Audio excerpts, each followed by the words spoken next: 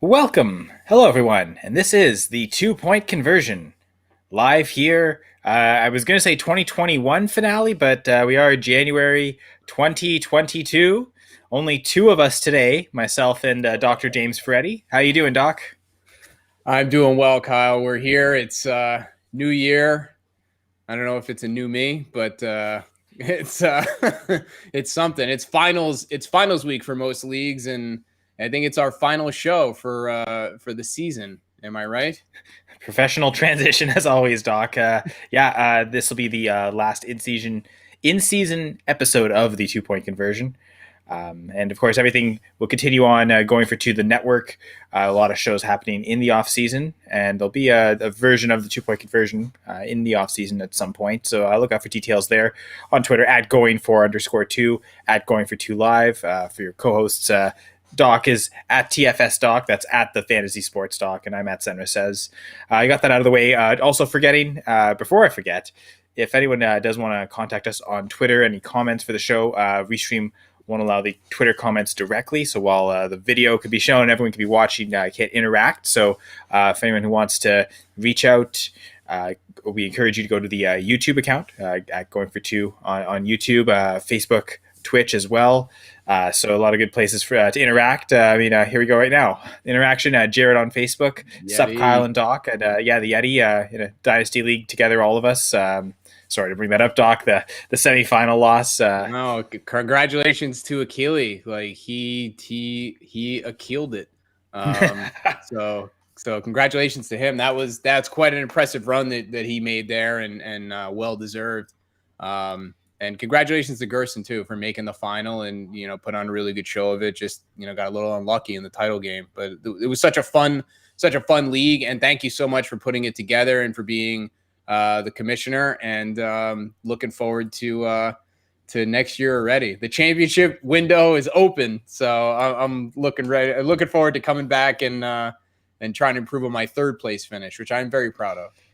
I think I beat Jared to get seventh, but I did not make the playoffs. So definitely need to improve on that regard. And we're going to try and help people, not just myself, but listeners, viewers, help a dynasty roster. So we'll do a little bit of dynasty talk. As always, we'll preview the Monday night game.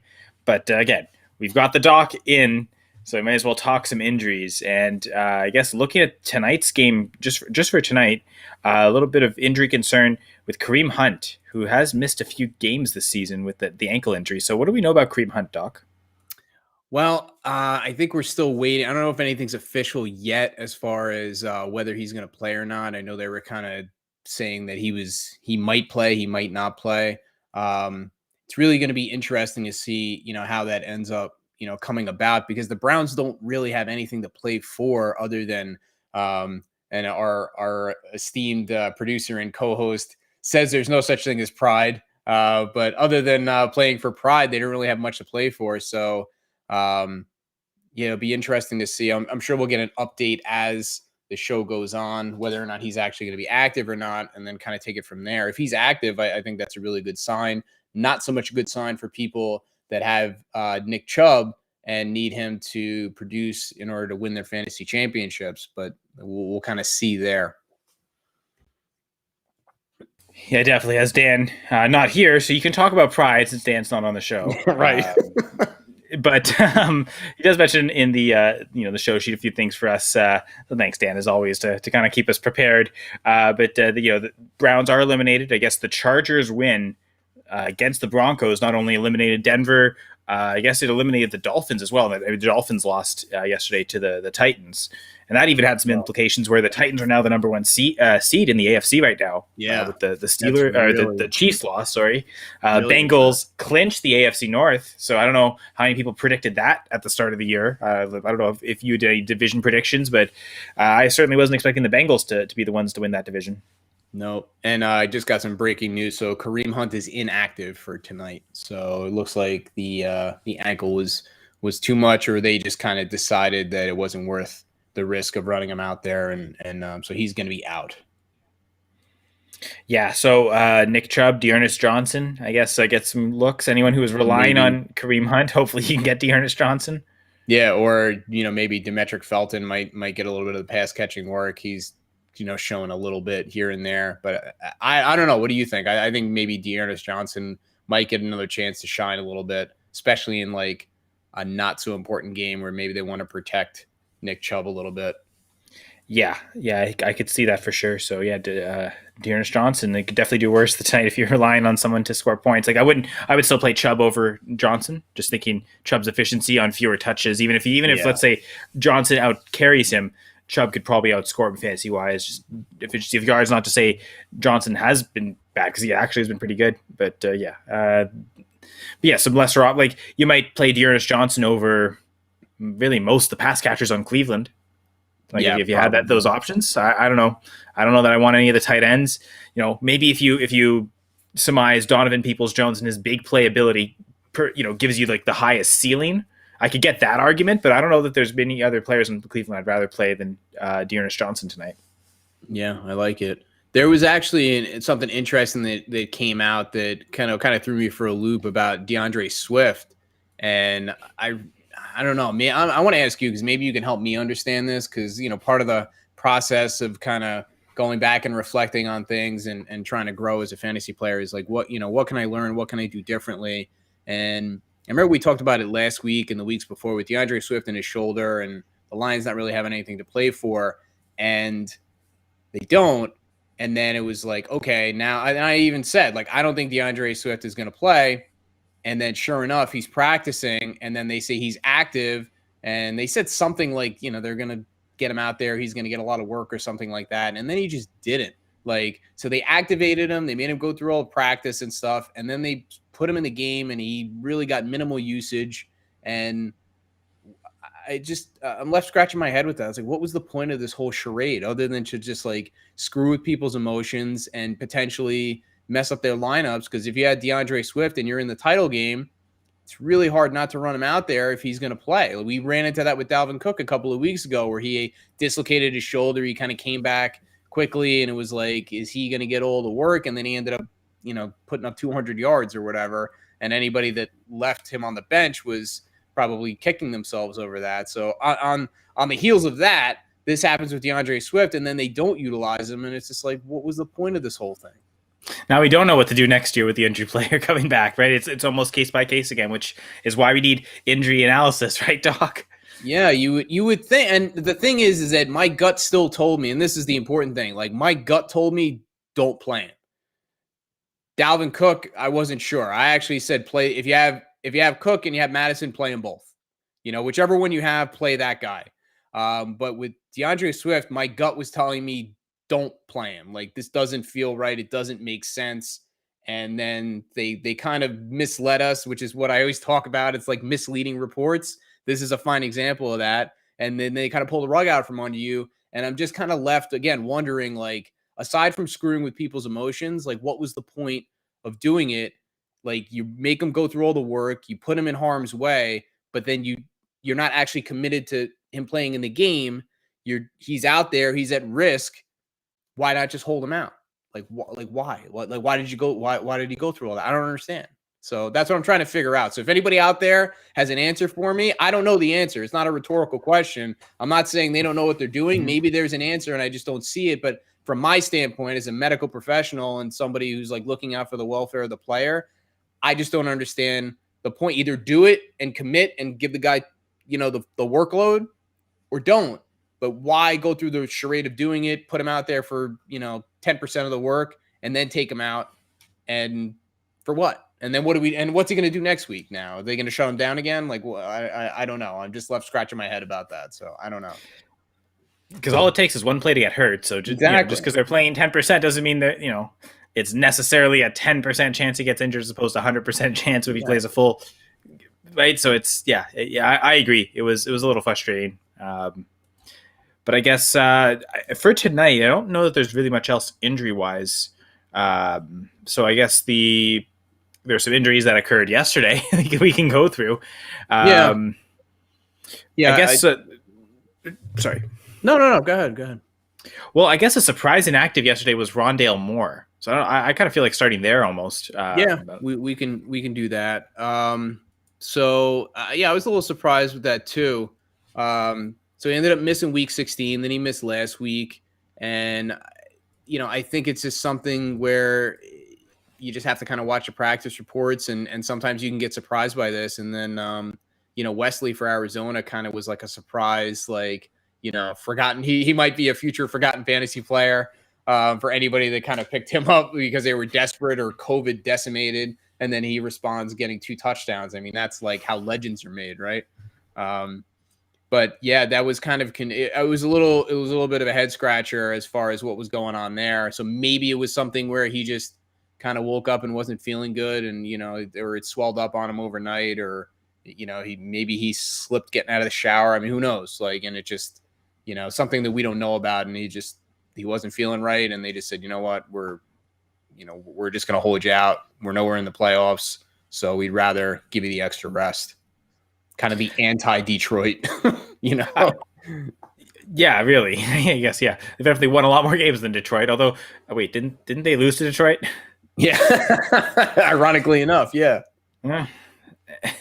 Well, I mean, so did the team that's playing tonight. But yeah, with Moore, and I guess I'll get your take on this, Doc. Like, Rondale Moore, he's a smaller player, I guess, in height, but not so much in weight. Like, it seems like he's not like a slender frame or anything. Yeah. But does Rondale Moore because of the smaller frame pose any extra injury risk, and like what do you look about like long-term outlook with this ankle injury, or is it not that severe to where you wouldn't see effects next season? I wouldn't think so, unless there's something else that we're really not hearing about. Usually even things like high ankle sprains and things like that are really kind of severe injuries, they tend not to linger, carry it forward if they're given enough time to heal. Not like Adam Thielen, give it a week and a half, rub some dirt on it, and then try to, run on a bunch, a whole area of sprained ligaments. And that didn't work out well. But for the most part, in some cases it's torn up so bad that eventually there's instability or that it's not healing right. And then you kind of get like a Michael Thomas situation where you need surgery to kind of repair it. And then usually they're good after that. So I don't expect anything long term. As far as the size of the player, I think that's a good thing to bring up, because that's one of the big differences when things don't translate from college to the NFL. That's usually one of the things that it has something to do with, is that there's just a lot of bigger, stronger defensive players in the NFL than there are in college, just by the nature of how it is. And going back to high school physics, like force equals mass times acceleration. And if you got bigger players and they move faster, they deliver a lot more force. And if you have a smaller frame, you have less mass to absorb that force, and that can lead to more detrimental injuries. So that's the really nerdy way of saying, like, yeah, if you're bigger and stronger in the NFL, it's going to help you. Great analysis, Doc. Top notch. But like, this is what the people are here for. I know it. So it's like maybe there's a little bit of inherent risk because of his height, but I would say like with Rondale, to me, like dynasty wise, and that's if we are transitioning there, I would say the bigger risk is like his usage. Where he's getting targets very shallow, and it's not as if he's accumulating a ton of targets. Like, Jarvis Landry is a slot receiver, for instance. Like, he could, he'd barely scrape by 1,000 yards with 160 targets. But just the number of receptions, especially in PPR leagues, really helps you.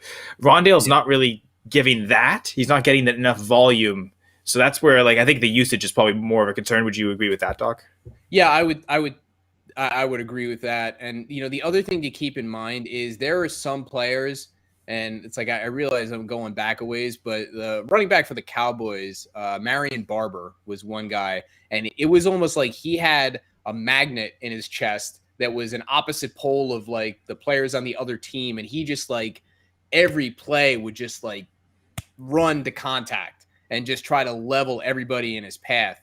And it was super exciting to watch, and he was really productive for like 2 years, and then it just took its toll on him and he was out of the league. So it's not even just the size. And he wasn't a particularly like large player or a small player, but he was kind of a stocky player. The thing is that one thing to keep in mind when you're trying to evaluate these players is how much contact are they taking? Like how much hard contact and how many big hits are they taking just in the course of them playing? You can have a slender framed player or a smaller player, and there's a skill set involved there. And that's one thing you appreciate with veteran players. They kind of know like how to avoid the big hits and things like that. We see with quarterbacks too. Like you got to learn how to slide and avoid contact and to avoid the big hits and things like that. That's a skill and it comes with experience. And it's one of the things I'm curious about Rondale. Is he going to develop that skill over time? Because if he doesn't, I think it's definitely going to shorten his career lifeline, if you know what I mean. Yeah, and I would think he poses a massive risk. Let's say anyone who is playing week 18, for instance, like there's any fantasy championships going on week 18. I think our official recommendation is to not do that and have it in week 17. But if you are week 18, like I feel like Rondale's probably not an option, because of like the concern with the ankle injury, right? I mean, he's missed now 2 weeks in a row. Like, what's he going to be like his first game back after missing 2? Right. And then also the lack of upside in terms of his role. Like, especially fantasy championships, you want the high-end upside players. And if a guy like Rondale isn't 100% healthy, like, because he needs every ounce of athleticism to get the yards after the catch. I think that's kind of where he excelled in college, right? Is taking the short stuff and really good yards efficiency after the catch. And like you said, Doc, it's harder to do that in the NFL, make the athletic plays when the level of athlete you're facing is consistently better across the board. Yeah. Like, because you might see some elite athletes on certain teams, like once a week or so. You got this guy, okay, that's an NFL caliber guy in college, right? But you're playing a whole field of NFL caliber guys who are in the NFL. So exactly, that's the tough part. It's that there's no, even if there's weak points on defense, it's not. It's all relative. That's relative to. It's still, like you say, it's like that's like the 95th percentile human as opposed to 99th percentile human. Exactly. I guess talking of those 99th percentile guys, Kyle Pitts. With a hamstring injury, does this potentially end his season, which 1,000 yards, second most ever for a rookie tight end, but only 1 touchdown. So I know some people are saying it's, dynasty wise, okay, you get like, whatever lane you picked, you could argue you were right in both instances. But it's a good question. I don't know. And then I have 2 notes here. It says Kyle Pitts hamstring injury, and then right underneath it said played sparingly in the second half. Could they shut him down in a meaningless game? ? And the answer is I don't know. I think one thing that is pertinent is it's interesting because we were kind of like diametrically opposed with Kyle Pitts. I was all in on Kyle Pitts, and you were all the way out on Kyle Pitts, and we were just like, yeah, that's okay. The interesting thing is, this is what I ask you, because he really, given what he had to work with and the yardage and, maybe all the catches weren't there and he had a couple of games that were clunkers. But I guess my question is, when you look at him only scoring 1 touchdown and the narrative that's kind of being built around Kyle Pitts now, let's just say in a world where Kyle Pitts scores like 6 touchdowns this year, which is, 5-6 touchdowns, it's relatively median for somebody that has like 1,000-yard season. What's the narrative then? Like, what are people saying about Kyle? Is he like, did he live up to the hype of being like this unicorn, like tight end, and now sky's the limit? As opposed to, like, it feels like now people are, like you said, they're kind of whatever side they came in on, they're probably still on that side. They haven't been convinced one way or the other. People that were really high on him aren't saying he's a bust. And, people that said he was a bust, they're like, all right, well, there's stuff there, but I still don't believe in him because he didn't score any touchdowns. And I would say, as someone who didn't believe in him, I am personally more inclined to say, okay, like the success marker of getting the 1,000 yards, and I've talked about touchdown regression a lot. Like, based on that yards, he should have had more touchdowns, like you're saying. I know the NFL average is 155, so like for 1,000 yards, I think you're saying like that's probably 6. I believe like that average based on his yardage. So, I think he's like, and I mean, I had him as a top, I guess, 6 dynasty tight end entering, which is, I suppose, super low. You probably sold me on him over Waller. I guess maybe concerns with Darren Waller. We could talk about that injury next too, because it's been we thought we'd maybe see him back when we talked about him a few weeks ago, but we really haven't. But I still maybe would probably prefer Kittle, Andrews, Kelsey, although yesterday Kittle with Lance wasn't so encouraging. So I get maybe that why people are a little more afraid of Kittle than I was. But I still, in a startup would be hard pressed to take Pitts over those guys or trade one of those guys for Pitts. But I mean, that's what his value is going to be. It'll again. I've kind of cemented the fact that I'm probably not going to have very much Pitts at all. It'll be Yeah. more redraft than it will be in Dynasty. Certain years where I decide to buy in, I'll be more inclined to buy in redraft next year because I don't know that his redraft price is going to bounce much higher than it was this year. I thought it was too high this year, and like showing what he's shown, if it if it stays where it was this year, like if he's still a 4th or 5th round pick, that's probably worthy of making an investment at tight end then. So Yeah. redraft is maybe where I'll target Kyle Pitts more. Yeah. But we can talk Darren Waller and your Raiders, who are now in a playoff spot, by the way. Doc. Unbelievable, So, kudos. right? And it's kind of interesting what you said, because there are times like that doesn't necessarily, I've had that experience where it's like, I like this player, but I don't like him as much as a significant amount of other people are going to like him. So I'm just not going to get him. It's like somebody's going to like that player way more than I do. So they're going to make the investment before I'm willing to make the investment. And it sounds like that's kind of where you are with Kyle Pitts, which I totally get. And I to be honest with you, I'm kind of the same way too, because I like him and I did draft him. But I probably am not going to like him as much as somebody else in the room. So they're going to end up with him and I'm going to end up with somebody else. And that's kind of the way that worked out. But yeah, Darren Waller. Wow, what a roller coaster ride, to say the least, this season's been for Las Vegas. And I really don't know how to feel about this, because I feel like I've had the rug pulled out from under me by the Raiders so many times. I don't know if I can emotionally gear up for one more potential huge gut-wrenching, stomach punch, soul-crushing, end of the season loss.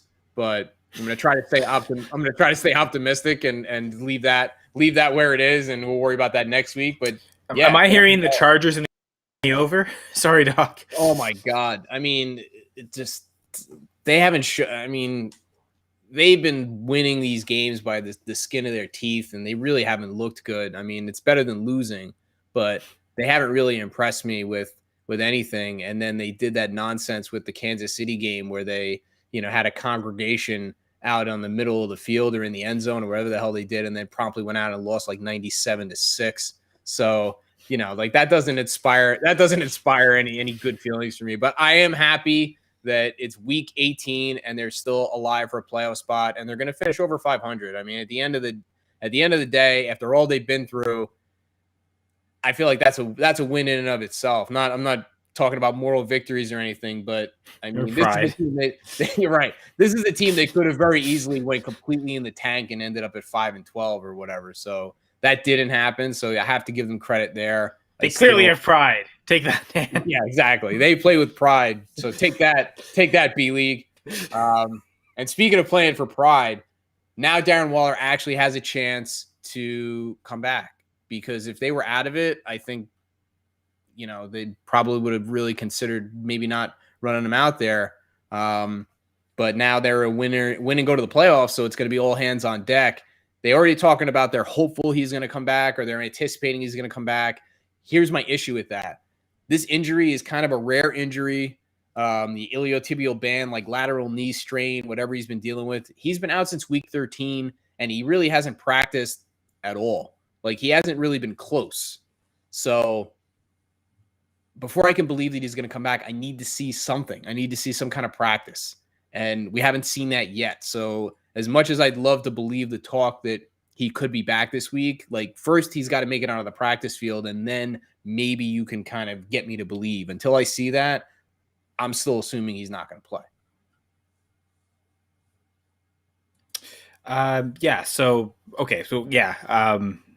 I guess, are you, like, I would suppose both of them, Pitts and Waller, not thinking much chance of playing week 18. Like, if either one of those are your tight end kind of relying on for a week 18 matchup, you should be kind of looking elsewhere and preparing for other tight ends then.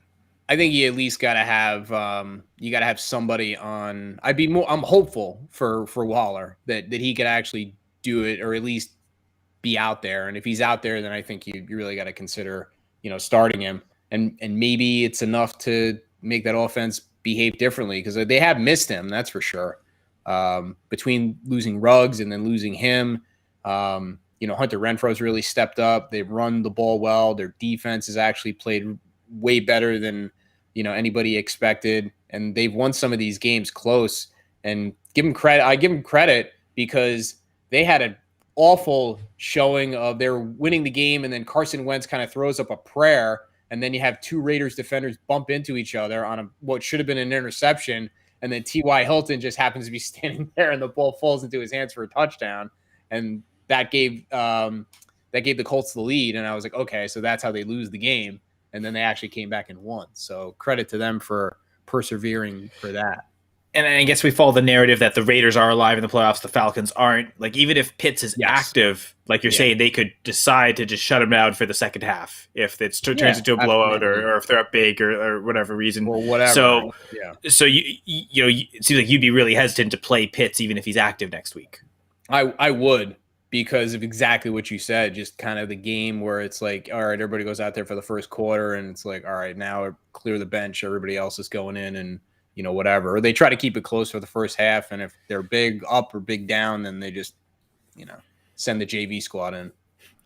All right, so another hamstring injury, Damian Harris with the Patriots. Yeah. I think that with his hamstring, that's kind of been nagging him. So I think it was probably more the issue that they were up 50 to whatever than that it was really bothering him that much, and they just kind of did it to protect him. The thing is, I think they can still win that division. Am I right about that? Let me check. I got notes here too. Let's see. I guess they would. Yeah, because I think. Yeah, they're in a wild card, but they can still win that division. They're tied with the Bills right now, but the Bills, I guess, have a tiebreaker. They split, so neither has the tiebreaker. I guess like the be all end all tiebreaker where like one where So I mean, some maybe like just conference record, like even if they don't pass them record wise, maybe the last week the season shifts where the tiebreaker is. But I suppose so. Like guess you're the Patriots, you got to win no matter what. Do they have the playoff spot clinched? They do. Yeah. They both are in the playoffs. It's just a question of who's going to get the division. So I guess AFC wise, it's those last two spots really that are up for grabs. Chargers, Raiders basically are playing for one of them. Right. Wonder what happens if they tie. You can't handle that, could you? No, I don't even want to think about that, because that's going to screw everything up. Well, the team that the Raiders just beat, the Colts, still kind of control their own destiny, I believe, because if they beat the Jags, they get one of those wild card spots. And if they lose, it opens the door for, hey, tonight's team, the Steelers, or the Ravens potentially. Ravens, right? The Steelers next week, so that could end up being a. If the Jags somehow win, that Ravens Steeler game almost ends up a win and in. So really important. It looks like the teams are locked up in the NFC. In terms of who got in. So, the AFC is kind of where all the playoff magic is still going to happen for week 18. It looks like the 49ers and the Saints are one of those two is going to get in. The 49ers definitely control their own destiny, and they're playing who are they playing? They're at Los Angeles, so they're playing the Rams, and New Orleans is on the road at Atlanta. So it's not official yet. Like the 49ers, they're in the 6th seed, but they haven't officially clinched yet. So I don't know how that has to break down where the Saints have some sort of a tiebreaker, or if a tie happens or something, because otherwise the 49ers, they're 9-7, the Saints are 8-8. If it was, one game left, right? They could both finish 9-8, right? So like you're saying, the Saints must have a tiebreaker of some sort. They must, so that game is interesting. Like that becomes interesting. Okay, never mind. So one spot left in the NFC. My mistake there. Thanks, Doc, for correcting me. Do want to play a little game. Oh, it's tough to say game because we're talking about a bunch of injured players, but let's just I guess like rankings, thoughts, and like how we view these players, because they probably are going to be viewed similar tier. We got 4 wide receivers. They're all going to be free agents, and all of them suffered season-ending injuries and are on the IR. Okay. You got 3 ACL tears with DJ Chark, Michael Gallup, and Chris Godwin. Michael Gallup happening just this weekend. So if you want to touch on Gallup extra, because we really haven't yet as opposed to the other players. And I know it wasn't an ACL tear. I know a little unknown because it's a shoulder injury, and we're having a bit of a trouble. I identified exactly what's going on with Juju, but just throw him in there too, just because, again, free agent wide receivers that who knows where they're going to land. So we kind of you almost throw teams out. Like you're really just analyzing the players almost, and just their chances of recovery. So again, DJ Chark, Chris Godwin, Michael Gallup, and Juju Smith-Schuster. But of course, we want to start with Gallup, the recent ACL tear news. Yeah, so we can do that, and we won't call it a game. We'll call it an intellectual exercise. Um, so Michael Gallup tore his ACL going up for a touchdown catch, and I went back, and I usually don't watch the tape or the video to kind of get any information on the injury because, from my perspective as a radiologist, number one, that's not my skill set, and number two, it's been my experience, and other people can argue, and that doesn't make me right and them wrong. I don't think it really matters that much. It's like, to me, the imaging tells the tale. You got a torn ACL or you don't. I've seen plenty of film where somebody says, oh, it's this injury, and it turns out that it had nothing to do with that, and it's something completely different or whatever. And I remember, speaking of which, is a quick sidebar, our good friend Hamid, big J.K. Dobbins fan, when J.K. Dobbins went down in the preseason, he sent me a clip, and it was like the Zapruder film. It was taken from 100 yards away, and you see like these little dots going across, and one of them was allegedly J.K. Dobbins, and all you see is he's upright, and then the next thing he's down, and he texts me, he's like, what do you think happened? And I was like, Hamid, I'm not a wizard. Like, I was like, I don't know. It looks bad. We'll see. And then it turned out he was thinking fantasy, like Lord of the Rings fantasy, like exactly. You're Gandalf or something. I was like, there is a limit to what I can do. Different kind of fantasy sports doc. Yeah, right. So anyway, I went back and looked at it, and I didn't really see like what he just looked like. He just impacted his leg. He did it wrong, and he tore his ACL. So that's the bad news, is that he tore his ACL. The good news is that it doesn't look like it's a complex tear. It's just an ACL tear, and it's not like Saquon Barkley where he tore his ACL, his MCL, his medial meniscus, and it was Joe Burrow, same thing. Like, the whole thing was just kind of blown apart. Dobbins, right? There was multiple ligament damage in Dobbins' injury, if I'm not mistaken. I think there was. I think he injured his MCL as well, which, I mean, they kind of run together. So for anybody that really cares, when they talk about complex tears, you have the ACL, the medial meniscus, and the medial collateral ligament. They all tend to get injured at the same time when there's a complex tear, because that's just the mechanism of injury. It looks like with Gallup's case, that didn't happen. If people want more details about injuries, they can always check out Injuries Suck, but your fantasy team doesn't have to. And this book definitely doesn't suck, courtesy of the doc. So thanks, Doc, for that. Maybe I'll flash that up later on the screen. That is a professional transition as well. So you have to admire the skills there. But yes, the intellectual exercise. I love the professionalism on calling it that. So yeah, we've got like 3 ACL tears for wide receivers, and then Juju's mysterious shoulder injury. So how would you rank those 4 going into the dynasty offseason, where again, no one is for certain on any team right now? Yeah. Okay. So let's start with what I think is probably the guy who's clear-cut number 1, and that would be Godwin. So because of the timing of the injury, because of the nature that it's an ACL, and because of his talent level, he's the most talented guy, and he has longer to ramp up to get ready for the season next year. So I would put him as number 1. If we're ranking those guys, I would put him as number 1. Number 2 is where it gets a little interesting. I think, this one's really tough. I think I'm going to say Juju number 2. And the thing with that's tough is I still believe in Juju Smith-Schuster. I still believe he's a talented guy. He took a lot of heat with the Steelers. I don't know how much of that is deserved. He didn't help himself by doing all those TikTok dances and stupid stuff like that. And he just seems like he's definitely been scapegoated a little bit. And he's also been overshadowed because they have Deontay Johnson, they have Claypool, and even to a certain extent, they have James Washington and Ray McCloud, and now Najee Harris. So and Pat Freiermuth really emerging this year too as a rookie tight end. We talked about Kyle Pitts, but I think Freiermuth had a great rookie season too, and maybe also should definitely be up there in dynasty considerations. I think absolutely, his stock probably went. The thing that made a lot of sense, I heard a couple people say it. It's like if Kyle Pitts wasn't in this draft, like Pat Freiermuth would be being talked about way more as a potential elite tight end. It's just he's kind of second fiddle to Kyle Pitts because they happen to come out at the same time. But he's really talented, and he did really well for himself. I would say probably firmly top 8 dynasty-wise, and with room to move up within that ranks. I mean, is he that much worse than TJ Hawkinson right now or Noah Fant? Yeah, it's TJ Hawkinson's interesting. I think, that's fair. 8 to 10. and definitely room to move up for more. Izzy, Happy New Year. Yes. Um, So you go. Okay, so just with again, we'll update Izzy here. Yeah, Godwin, Juju. Third, I would say this one's tough because if Michael Gallup would have injured himself the same time that Godwin injured himself, then he would be number 2. and I mean So that's only what, like a 2 week difference, but like sometimes that's just like when will be lead him into the start of the year or the start of training camp. he has no margin for error because like basically this type of injury, it's 9 to 12 months.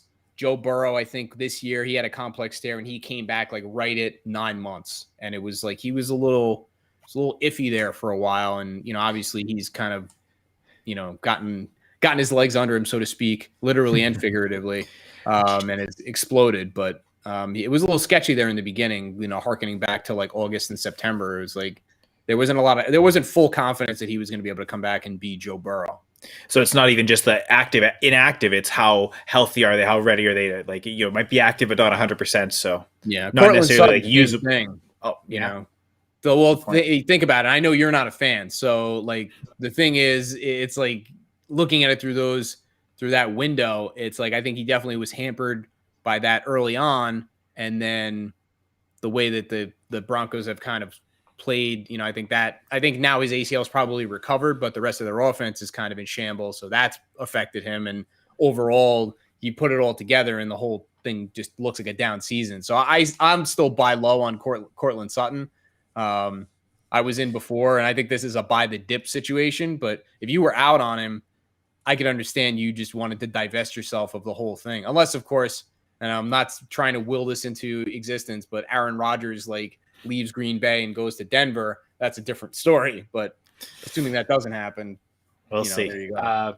James also mentions Happy New Year's. So yeah, definitely appreciate everyone for joining us on this Happy New Year, James. 2022 episode, but again, season finale of the in-season 2-point conversion. I almost said the 22-point conversion. That'd be a very valuable point.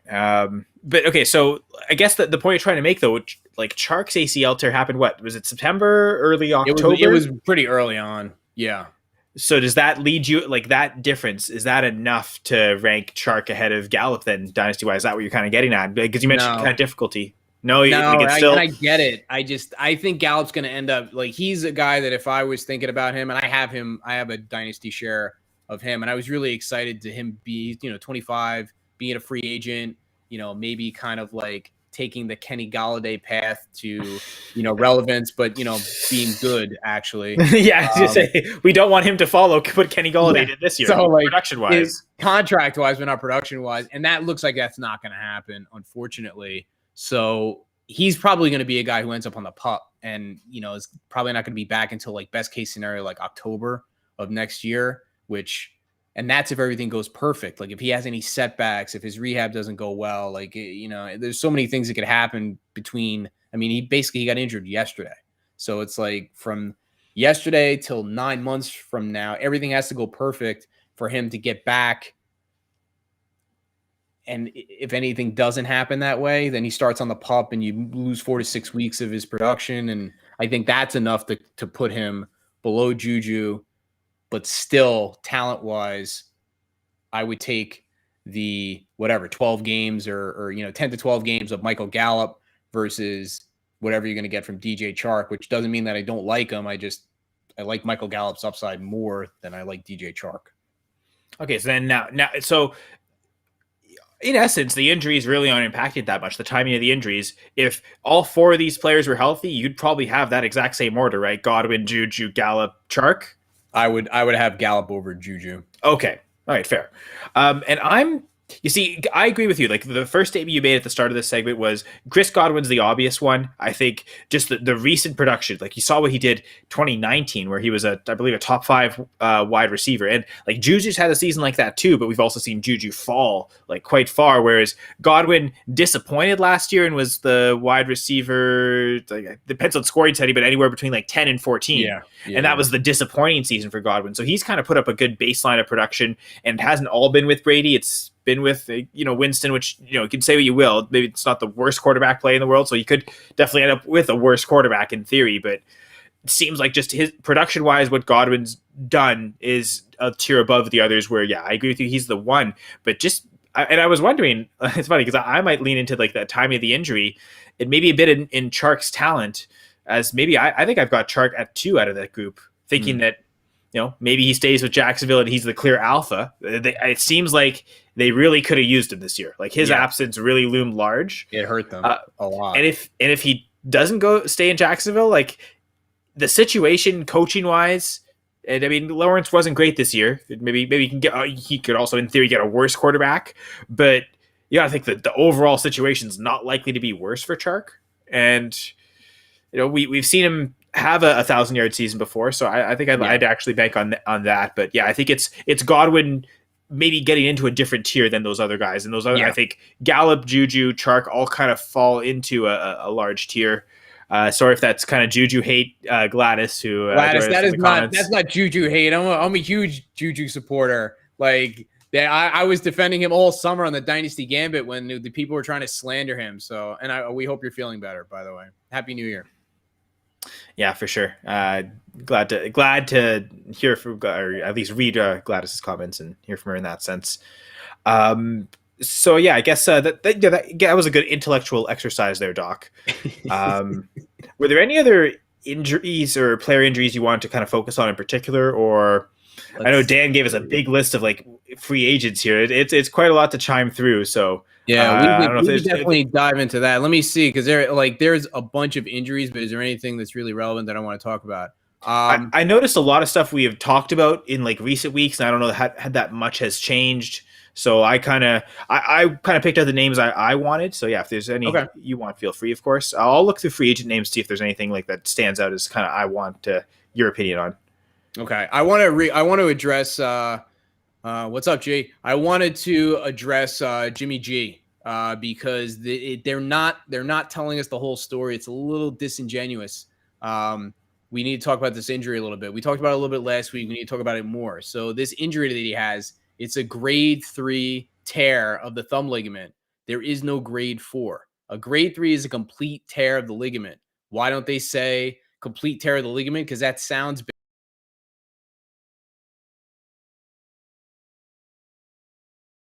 He might need surgery. Like this is a problem. I do not think he's going to be back this year. I could be wrong, but I think we've seen enough from Trey Lance, and I think it's time. I think it's time to pass the torch, and Jimmy G is going to go on to wherever he's going to go. But I think this is it. I don't know why they're holding on to this charade of not just saying that he's going to be out, but they didn't. But I think we saw enough from Trey Lance last week that we're going to see him again and into the playoffs. And I think that's going to be it. They did beat the Texans, right? I didn't hallucinate that. I mean, I think they did, but I know he had a good game. He didn't really run too much, but he had a good enough game for them to win. And he's still raw. They haven't opened up the playbook yet. Like he's still learning, and it's just a little taste of hopefully what there is to come. And you don't want to. This thumb injury, the other thing is it can get worse. Like if it's in a position where it's not a surgical injury, then you could splint it and it'll heal. But if you injure it again, you can then make it an injury where you do need surgery, and that's not good. So either way, I really feel like Jimmy G is not going to be under center in week 18 and beyond. And it may be that they know we need surgery and they're just not telling us, or they're not, and they're trying to keep us on the string that he's actually going to come back. But I again, Deandre Swift, my spidey sense is tingling. Like I just don't see it. I don't see it happening. If I'm wrong, then it'll be a learning experience for all of us, but I just don't see it. I mean, like, I guess this is a big audition for Lance. Like, I mean, if he goes, let's say he goes 1-1 and, you probably feel at least better with that than Jimmy G and this, torn thumb in his hand, right? You got to go with the healthier guy. Like, even if you think Jimmy G's the better quarterback at this point, is he really with that kind of limitation to his hand injury? Like, I would think not. I would think not too. And like professional athletes are going to be like, again, we've talked about this. Like even the worst guys in the NFL are at a certain threshold where if someone's hurt enough, that's going to impact them to where they're not going to be as good of a player, but they're not going to be as effective. So I kind of get the sense that what they should be doing is Lance is going to be starting this week and he's starting a playoff game if he wins. And I mean, if he Yeah, does win, and he wins, he goes 2-0 in the regular season. I guess 3-0. Didn't he start a game earlier in the season and win he it? did. Yeah, yeah. So if he goes 3-0 in the regular season, I don't see how you don't have him start the playoff game, even if Garoppolo's healthy enough to get there. But it's sounding like that's not going to be the case. But I guess dynasty wise with Lance, I mean, I don't know that much has changed for him, Lawrence, or Fields. You got to think they're all going to be considered top 12 dynasty quarterbacks. I don't know that any of them are going to get into the top 6. They're all probably in the 9 to 12 range, all lumped together. I feel like I've kind of got it that way too. Yep. Do you have any preference of those 3? Wow, that's a good question. I think what you said before with Kyle Pitts still applies. I think whatever camp you're in going into this season, you have an excuse as to why you should stay in that camp. And I was firmly in the Trey Lance camp as far as him being the best one out of the 3, and then Justin Fields, and then Trevor Lawrence. And I don't think anything has changed there. I've seen enough potential out of all of them that they could all be great, but they all have their warts, and we're just going to have to wait and see. But I think your positioning of them as far as they're out of the top 6, but they're probably still firmly in the top 12 with room to kind of, get up into the top 7 or 8 for any of them. And it's just a question of who it's going to be due to coaching changes, due to injury, recovering from injury, other players coming back, scheme changes, all that stuff. That's all going to come into play. And I just think the picture isn't clear yet, but the talent for all 3 of them is there. It's just a question of how do they move forward with it. I'd almost argue if any of them have lost value, it might be Lawrence. I know for myself, I think maybe, let them maybe the mob rules, or but it's listening to all that, the idea that he was generational. He was the first one.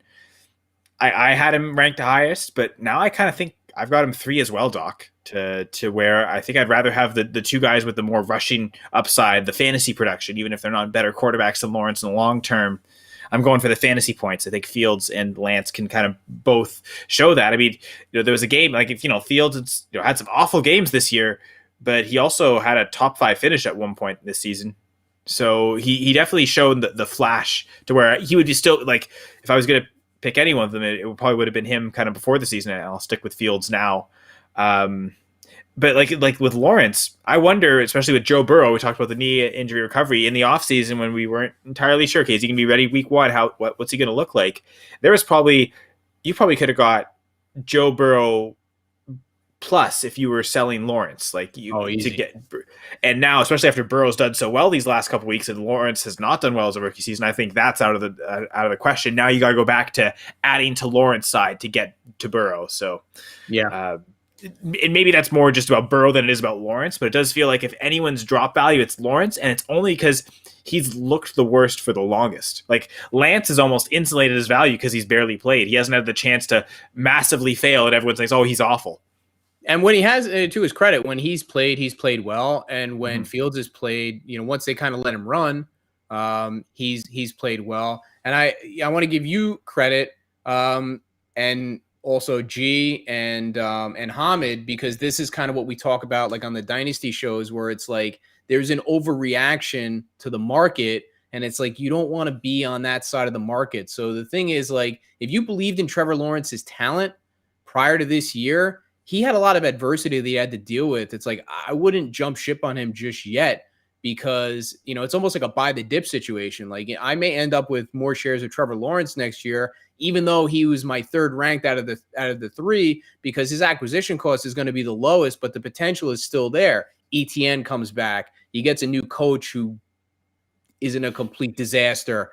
DJ Chark comes back. Other guys come back. He's got another year under his belt. He's able to mature a little bit. There's a lot of things that are kind of working for some positive aggression there towards the mean, and the talent is still there. The makeup is still there. The opportunity is there. All the things are in place, and he could blow up in year 2, and then you got yourself, a nice little profit, and then you can trade him or keep him or whatever. But acquisition cost versus, price versus, expectation versus acquisition cost. I think the market is shifting it where he's almost becomes a buy, because everybody has turned against him as an overreaction to maybe the hype is a little too high. and now maybe it's swung too far in the other direction. You understand what I'm driving at? Yeah, and I think the context with Lawrence and with Pitts, a lot of it will be startup price. Their startup price might not, like Lawrence might not be in the first round of every Superflex startup anymore. Right. You know, even in our dynasty league, and you know, Gerson's in that. Congrats to getting to the finals there, Gerson. Again, I didn't even get to the freaking playoffs. And I don't even have my first. So you're all doing way better than I am. But you do have Tyson Williams. So there's that. Yeah, I still think I have him rostered. Yeah, that may not. That's going to be an off-season cut. But I think in that league, Lawrence went 201, so he just missed the first round. But that was kind of the regular range. You might see him to where he's in this mid-second round in Superflex drafts, maybe. But I don't think the trade acquisition is going to be there. Again, the people who drafted him and believe in him generationally. Mm-hmm. They aren't going to sell. They're probably not selling short. Same thing with Kyle Pitts. They're not going to be acquirable any cheaper than they were trade wise, but where you might get advantages if you're doing startups, that's where you might be able to get those guys. Yeah. And again, I think that's just a overall discussion we're not going to get into, but there is the difference between trade value and startup value. Like that, those things have to be kind of respected. And as you go into the season, that startup value becomes production value. And there's kind of ways where it shifts, it ebbs and flows of the dynasty season. But yes, appreciate everyone joining, like Gerson here. And I guess the one thing is, talk about these rookie quarterbacks. One last injury is Justin Fields and the ankle injury, and it's been 3 weeks in a row. We've had 3 different starting quarterbacks for the Bears. Of course, that's going to be the case. But what do we know about Fields? I guess we're talking like Rondale Moore long term. The ankle injury, we shouldn't be worried, but obviously it doesn't seem like Fields is going to start the rest of the year, I would imagine. Well, listen, anything could happen in Chicago. I mean, that's the thing. I mean, you want to talk about I have this image of Matt Nagy fiddling as Rome Burns, who knows what he's going to do. The man is literally capable of anything at this point, because I don't think there's been a more lame duck coach in the NFL for years, right? I mean, is there any conceivable way that he does not get fired the day on Black Monday? How is he not fired? You tell me. Is he not 100% fired? Any Chicago Bear fans out there? I mean, they've been clamoring for this guy to get fired for months. How is he not fired? Is there any way he's not fired?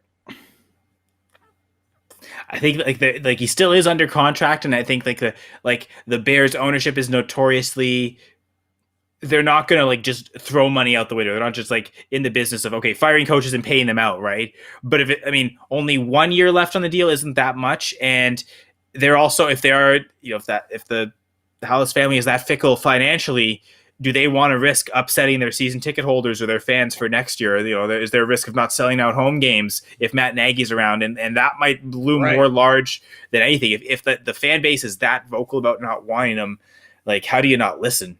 If you're worried about this team not making enough money, which you expect they probably will profit anyway, even if Matt Nagy's back. But I don't know. I agree with you. I don't want to say nothing's impossible because you never know, right? But it seems almost like a fait accompli. 5% is 5% seems like that's generous, but it almost doesn't. And I'm worried, is that too low? But I would say 5% chance that Nagy's back. Okay. So that all being said, forget about Matt Nagy. He's probably fired. We'd love to. So Justin Fields, so he missed week 16 and 17. They're actually giving lip service to the fact that he may actually play, but I think, if I'm not mistaken, they gave the caveat that he'll play if he's healthy, which is always interesting when you're talking about a player who's injured and then say that he'll play when he's healthy. It's well, that's kind of avoiding the question. So I think with this, we just have to watch the practice reports, and literally anything is possible, but he could actually play. So that's, where we're at. We're at the timetable.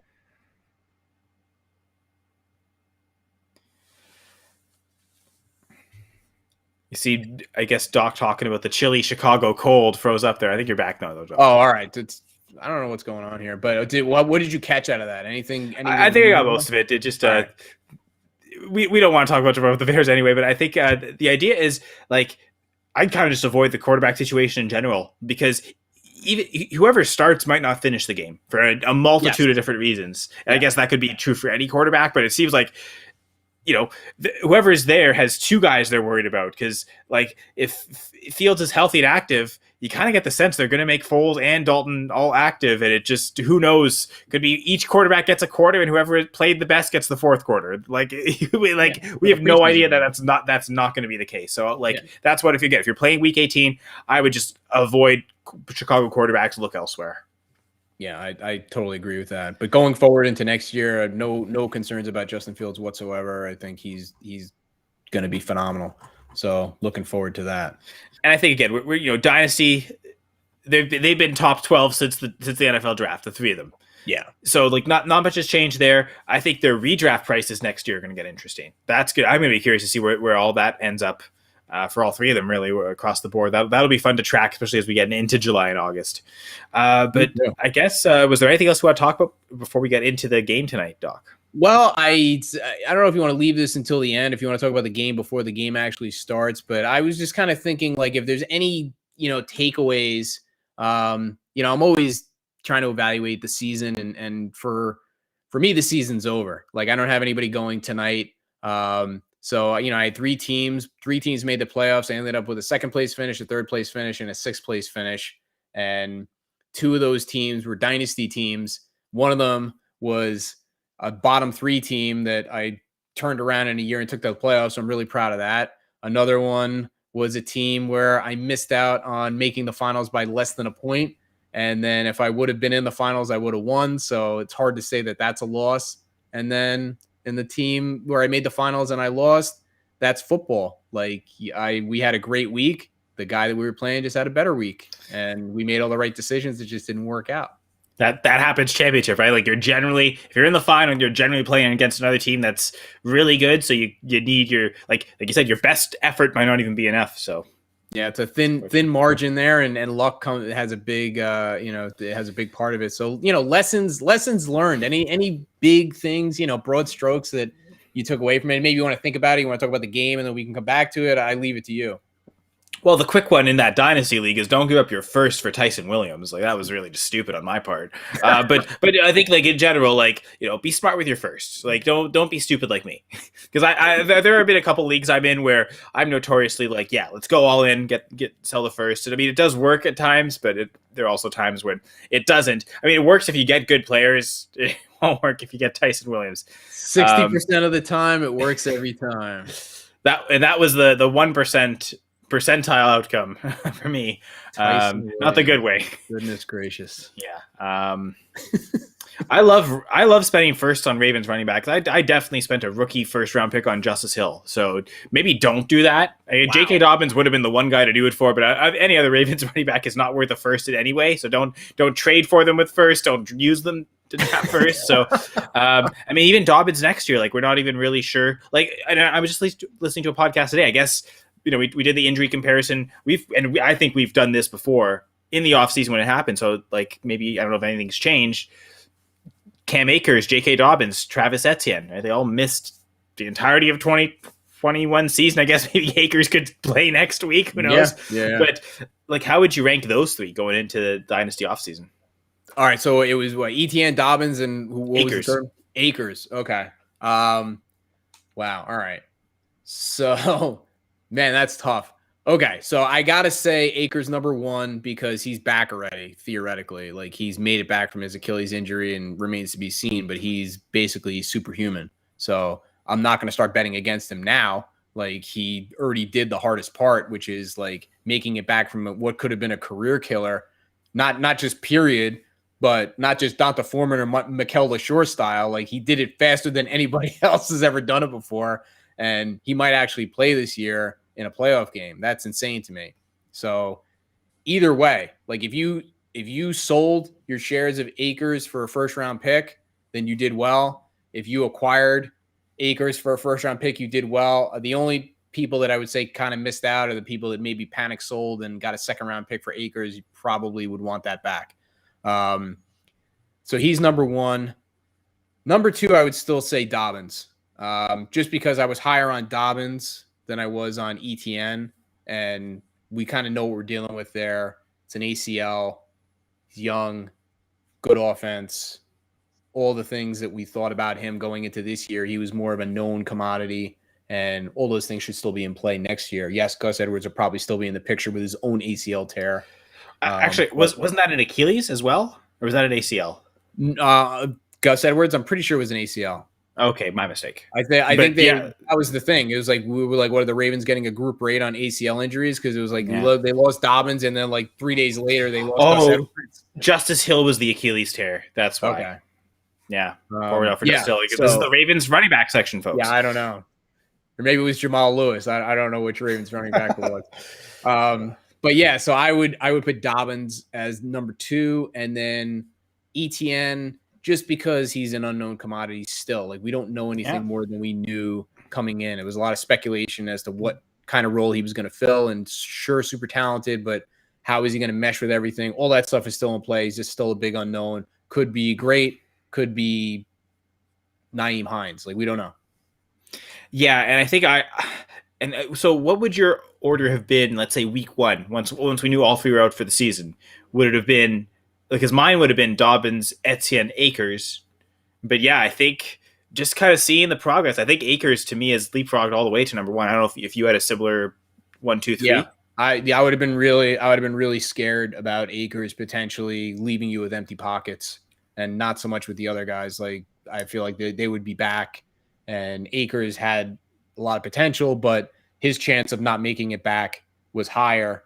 So once that's off the table, his talent and everything else, his upside, like leapfrogs him back to number 1. Because he now suddenly seems like he has the best chance to come back. He's back. He is back. Like, again, I mean, in a sense, it's like Etienne, because like the thing with Etienne is we haven't seen him play an NFL game. We haven't seen Cam Akers play an NFL game since the Achilles tear, right? So I think that there is that sort of unknown. Maybe like the nature of Dobbins' injury leads to like he'll more naturally come back. So I could get the like Dobbins over Akers argument, but yeah, I think I agree with you. I think I'd go with Akers over Dobbins, and maybe you default on your initial analysis of, you know, if you had Dobbins ahead of Akers entering the draft, and everything that's they've kind of both gone through roller coasters, maybe you just go back to the source and like, who do I think is the better talent? Like you've kind of said with a lot of the other ACL tears, like comparing Michael Gallup to DJ Chark, right? So it might just come down to your initial analysis anyway. Yeah. And they're all good too. It's like we talked about before, there's no bad choices there. It's just, what do you value and things like that. So it'll be interesting to see. We'll get some indication of that, because we should see Akers in the playoffs, I would think, or at least he's got a chance to play in the playoffs, which would be interesting if he actually does or not. We'll see. Speaking of playoffs, like we mentioned in the show, the Steelers do have a chance to make the playoffs. Their first task though is to win tonight. If they lose this, they're with only 7 wins, they're too far out to catch a. Because I believe the Colts, the Raiders, and the Chargers are all at 9-8 currently, or 9-7 currently. What'd you say? Who's the Colts are 9-7, and the Ravens are 8-8. Sorry, the Raiders. You guys, the Raiders, Raiders and Chargers. As long as there's no tie, whoever wins that game's going in, and then it's going to be So right now, like the playoff threshold is 9 wins. So the Steelers at 7 wins do need both. Yeah, they are hosting the eliminated Browns, and the Steelers are 3-point favorites. The over/under at 43.5. So like you mentioned, like earlier, the Steelers do have to play Baltimore next week to kind of again win. Even if they win, they may not get in, but at least to have a chance to get in. But Dan kind of looked at some numbers here for Steelers and Browns, and they again, the context of the Steelers are playing for a playoff spot, the Browns aren't, might change things, but both teams. The majority of their games have gone under. So the Browns 53% under, the Steelers 57%. Now, spread wise, they both have losing records against the spread. Technically, 46% against the spread for the Browns, 40% against the spread for the Steelers. So like those numbers would lead to say it'd be tough for the Steelers to cover that 3-point spread.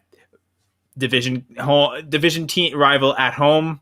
Kind of seems like 3 is kind of a natural spread for that. So knowing the Steelers have something to play for, and knowing that as much as they've only covered 40% of their spreads, the Browns have also only covered or forced on 46. So it's not like it's that much better.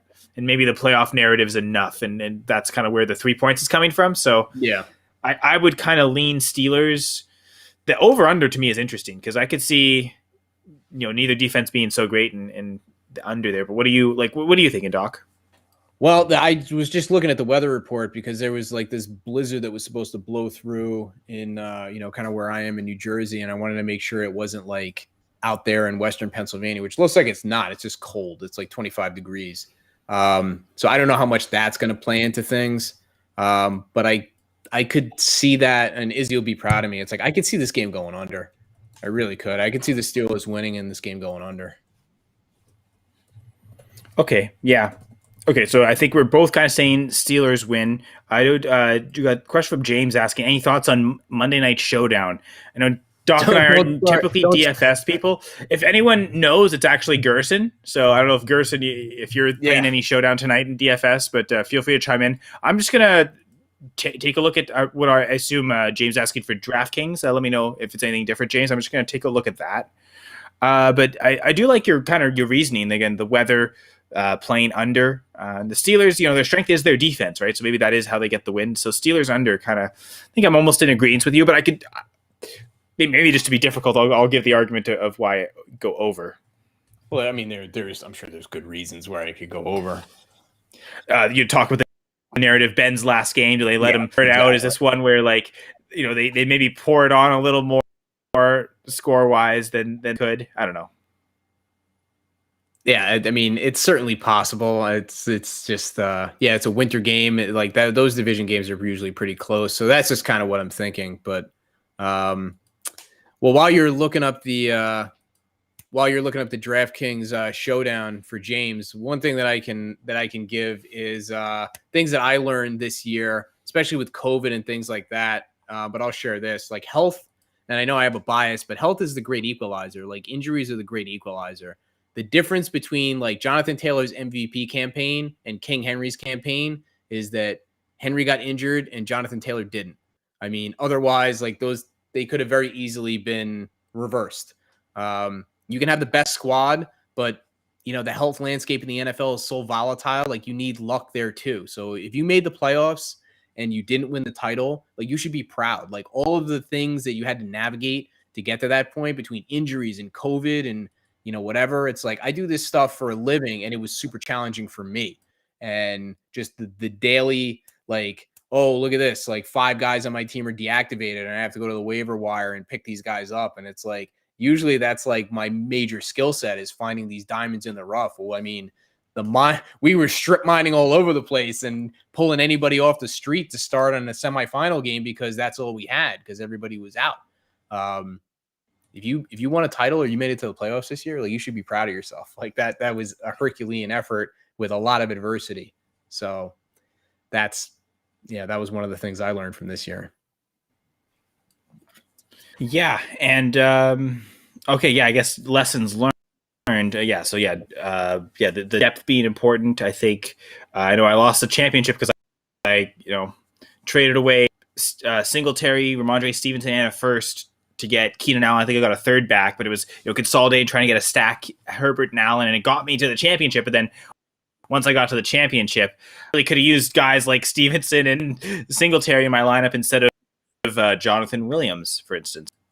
Yeah, I mean, there you go. It's it was so tough. Just sorry, because looking at the showdown slate.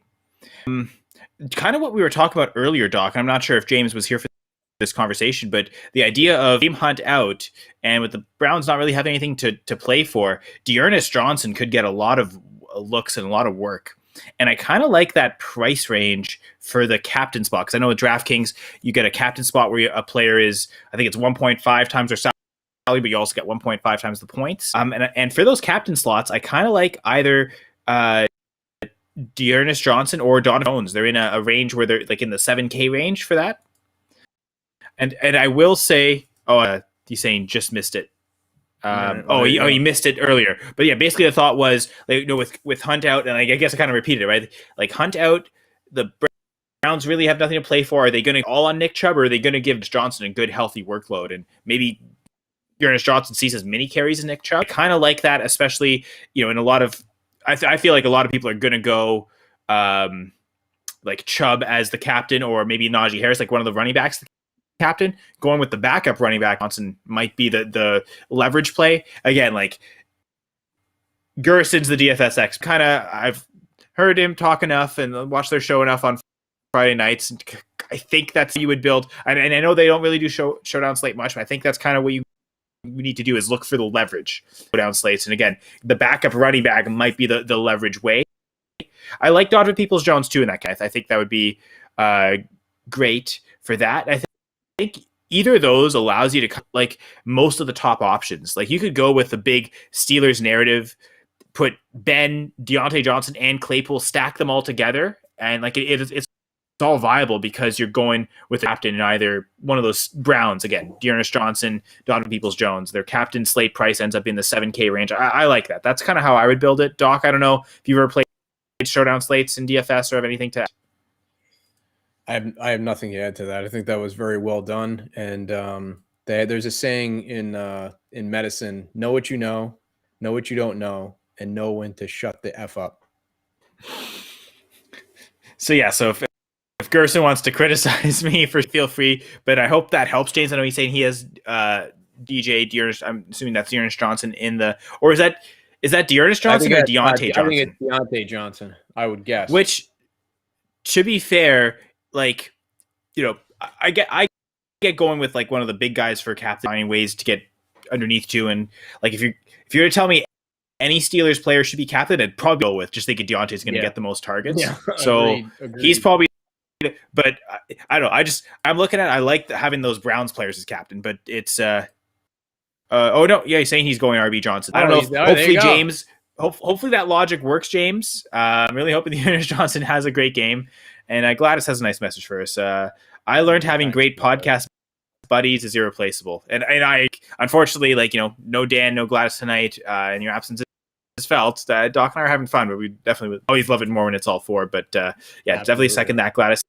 And plus, can only control what you can. That's true, and like ties into what you were saying, Doc. Like you control the amount of time you're spire, like what adequate amount of depth you're putting behind your starters. So, that's what you have to control. And we've got Eric Romoff chiming in. Schwartz. So as the DFS play, I guess like Donovan Peoples-Jones is like, I guess they're both kind of high upside guys. If they catch a long touchdown, they get it. Yeah, like really. What Schwartz's cap is basically free. He said. Yeah, 2,100 in the cap. Oh my god! Yeah, you know what? That basically allows you to put as many players. Yeah. So I get like, I definitely get that too. That makes sense. So yeah, and I will say, James, Eric's another one of these DFS guys. I know that like DFS Pawn Shop on Saturday nights, Gerson on the Armchair Show Friday night. So those are the DFS guys you really want to be. So Schwartz might actually make a lot of sense, or just not as captain, sorry, but just a solid salary relief. Like he's the guy that you can kind of plug in to make it fit, so you have all the other options.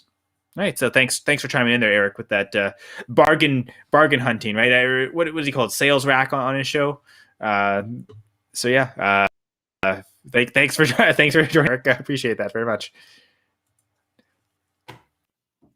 So I think again, betting wise, we're saying like probably go with the Steelers. Like that 3-point spread isn't enough to deter, and we're feeling the under, but I'm feeling more convicted about taking the Steelers than I am taking either side over under. Yeah, I think so too. I definitely. Yeah, I think. So final takeaways from the lessons learned from Dynasty, and I'll talk about bad ones of when you're going to invest like a pick. Like think about like what like you're investing that potential chance. Like what do you want that team to look like? So don't just send random players. Like really understand like don't overreact to J.K. Dobbins getting hurt and Tyson Williams is the guy now that guy's gone and Justice Hill's gone. Like that, center first on Tyson Williams. That was a process there. A little panic buy, unfortunately on my part, but something that did work in one of my leagues that I'm actually winning. The championship for. Technically, the game's still going, but I'm up by 8, and I have both Nick Chubb and Deontay Johnson. My opponent has no one, so it's it is official. Unless they both fumble 4 times or they both fumble a couple times. That hope that doesn't happen. But anyway, so one thing I did that in that league though was I didn't punt any position league, so maybe you can control that cost. But you hear that a lot, like analysis. Okay, like you approach, figure out what position you can afford to punt, and then do that and like build up the other 3. League scoring setting really didn't have a position that was weakest. Like there was tiered PPR, there's point. It all kind of like balanced out to where like all the positions were really balanced. Like you still had to start 3 wide, so like it made it so like there was really no position to punt. And I decided I think it's possible to build a team where you're strong at all 4 positions and there is no clear weakness and you've got the appropriate amount of depth. It did work, and I got lucky. Didn't really have any like major injuries on my team. I think I was without her about a month, without Kyler Murray for about a month, and it's super flex. So that maybe hurt my upside those weeks, but for the most part, like my team is pretty relatively healthy. So you obviously need that luck, but it showed the process of enter drafts, and it may not work in every league, but you can enter a league if the situation calls where you can say I'm not going to punt any position and it can work. So yeah, I like that. I think when I go back on it, because I kind of made some notes, and one of the things, and maybe it's a little bit controversial, but especially now given the landscape, I don't think enough credit is given to players like Alexander Mattison or guys like that are going to give you maybe 3 or 4 games a year. You don't know when they're going to be, but chances are when they get in there, they're going to be really good. Like those guys have a lot of value, and having those guys on your roster, yeah, early on, you want to diversify your portfolio and shoot for upside, take upside swings, take other people's backups. But as the season rolls on, like you really want to, in my opinion, what I think you should do, or it would be to your benefit to do, would be to shift your focus to rostering your own players' backups, doing what you need to do to acquire those players to help ensure that you have bodies in case of injury or COVID or anything like that, and you're not scrambling whenever possible down the stretch and into the playoffs, whether that means, in our league, for example, I had Ezekiel Elliott and he was dealing with his knee thing or whatever, and I was going for it. So I made a trade to acquire Tony Pollard. And, that worked out marginally. I didn't really need him, but he ended up being like a decent flex play type of thing. But my concern was it was more insurance. I was paying for insurance. And the thing about insurance is you don't ever want to actually have to use it. It's there if you need it, but you don't want to use insurance. You just want to have it. So things like that, even Mike Williams and Keenan Allen, guys like Jalen Guyton and Josh Palmer as kind of backups. They still have high upside. They've got a great quarterback. It's a good system. Austin Eckler and Justin Jackson, things like that. Like, yes, it caps your upside, but it also protects you and elevates your floor because you're going to need that down the stretch when you're facing the better teams and you get into the playoffs. You're not going to run into teams that have a bunch of holes in your roster. If you're in a dynasty league, they're rebuilding. Like, all that's off the table. Like, if you have healthy bodies and you have guys that are active, you give yourself the best chance to win week in and week out.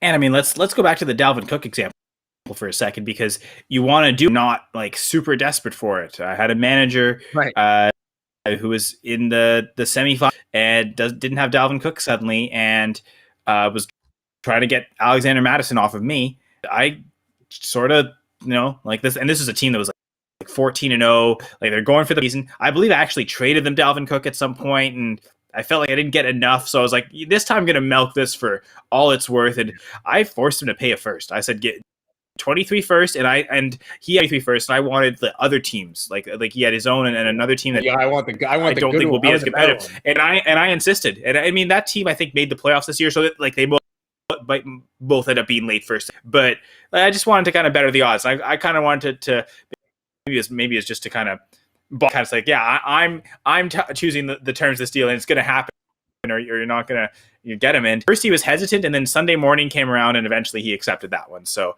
like, you don't want to be in that position where you feel like you have to give a first for Madison, and then he ended up losing anyway. So he doesn't have the first, and he didn't get to the finals even. So that's tough. But I appreciate that as Kyle being like one of the nicest and most polite people out there, and being Canadian, which makes him even more nice and polite. where he just kind of steps up and says, "Hey, you know what?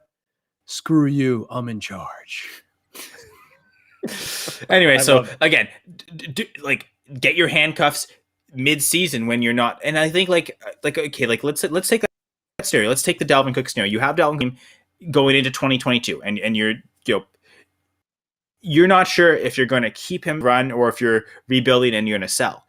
But so that might be one where you don't roster Madison. In that, like, if I'm just going to sell Dalvin Cook, I mean, maybe Madison has some resell here, but if Cook plays the whole season and then Madison ends up being on your roster not doing much, so instead of that point, you wait to see, okay, is this team competitive? And then at that point, that'd be a good time to trade for Madison while Cook's maybe you wouldn't get pay a second instead of a first type thing, or give up a player instead of a pick, things like that. Or if you have Cook and suddenly then it's the time to sell, and that's when you wouldn't buy Madison. So like I think also. Yeah. Like context matters if you're competing. If you're not, if you are rebuilding with those running backs, like those are the good guys to sell. So you're not as concerned about having theirs. You're trying to actually get them off your roster. Yeah. And the thing with Madison is everybody kind of knew Madison coming into the year. I'll give you another example where it actually worked out the way that you would hope it would work out. And that was with Antonio Gibson and Jared Patterson, because on a league where I had Antonio Gibson on my roster, I've been worried about Antonio Gibson for 3 months between the shin splints and the ankle and whatever else was going on. And it turned out none of that actually ended up taking him out. COVID ended up taking him out for the final, so I didn't have him for the final. But I had Jared Patterson on my roster since week 7 or 8, just waiting and hoping that I didn't need him.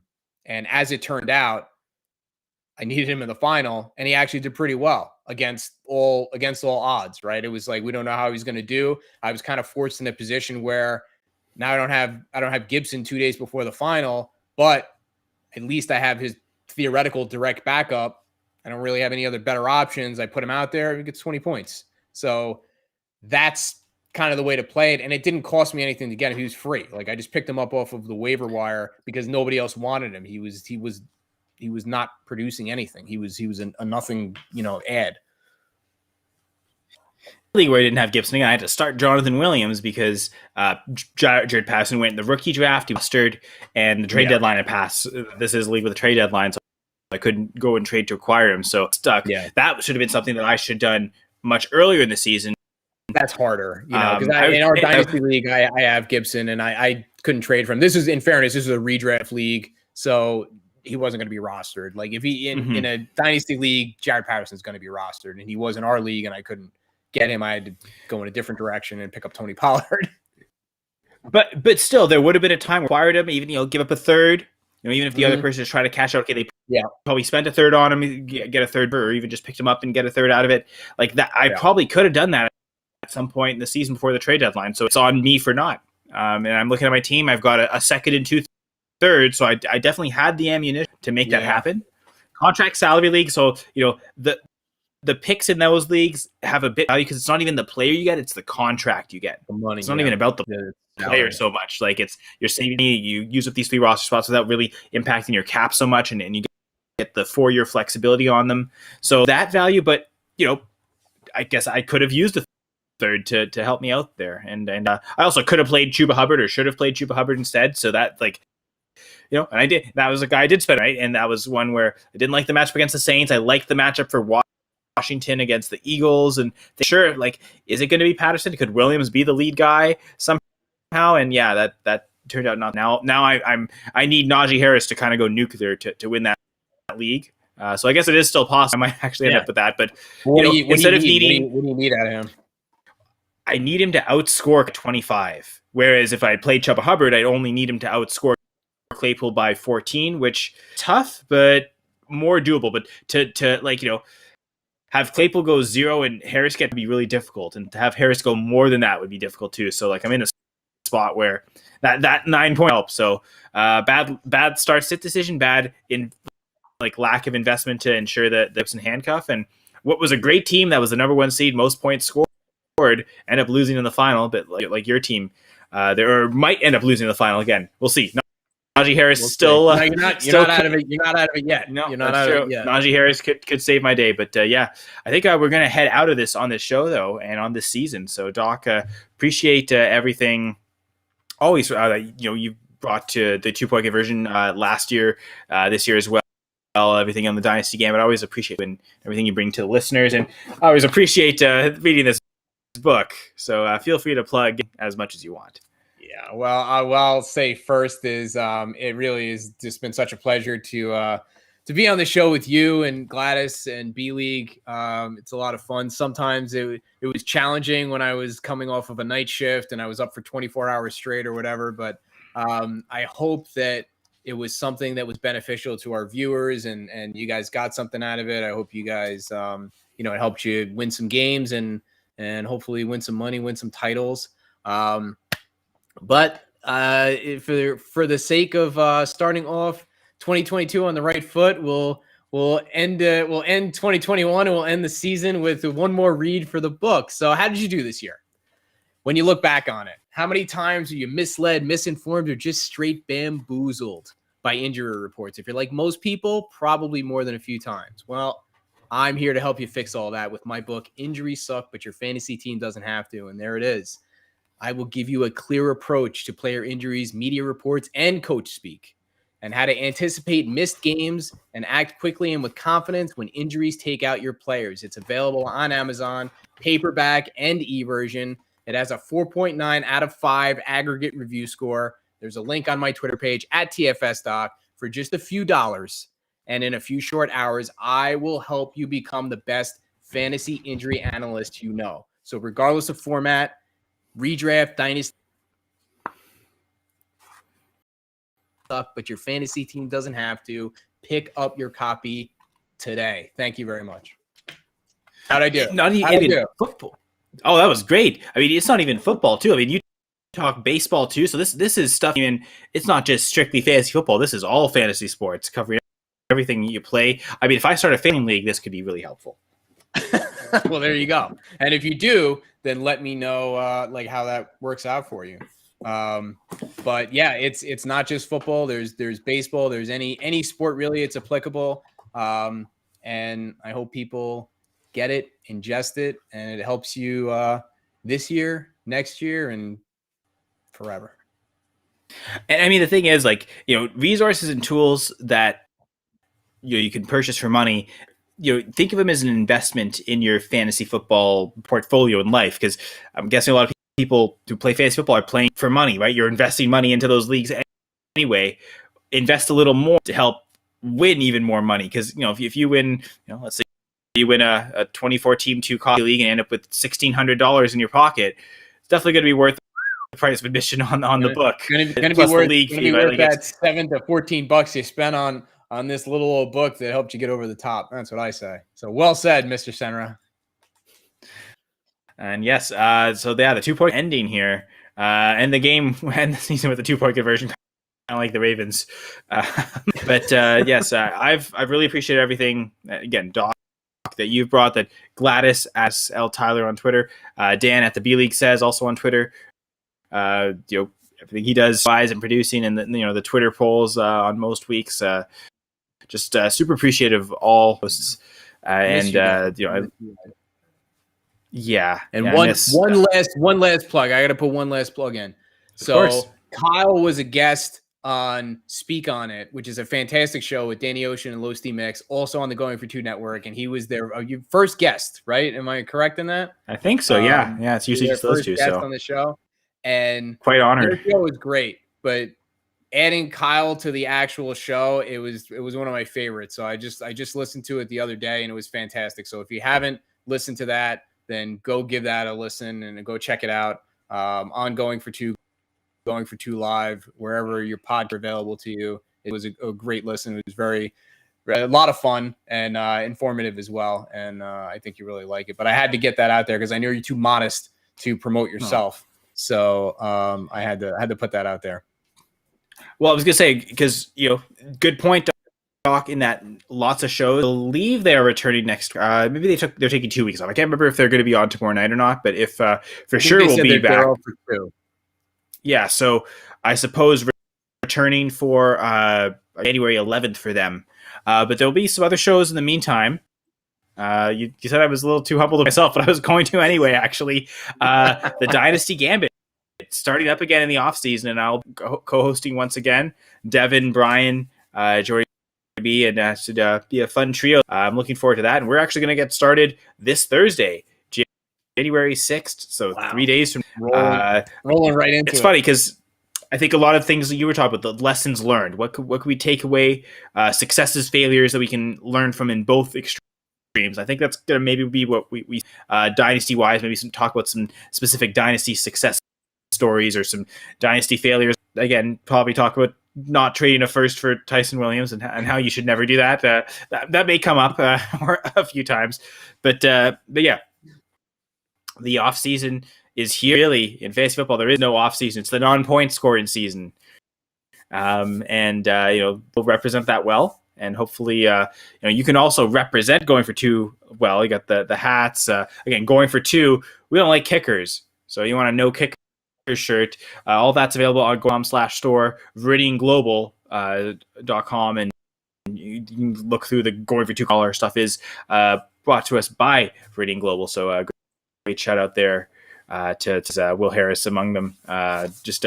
Getting a lot of great stuff, and great stuff this whole season. Again, thanks Gladys, thanks Dan, thank you Doc, but most of all, thank you the viewers, and we really appreciate it, don't we, Doc? Yes, indeed. It's been a journey, but we're here. We're at the end for now. We're closing this chapter and opening up another one. But thank you everybody for watching, for listening, for supporting us, and it's really much appreciated.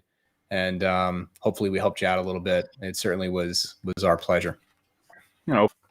Open a chapter in the book now. But yes, always a pleasure. It's always so great. Yes.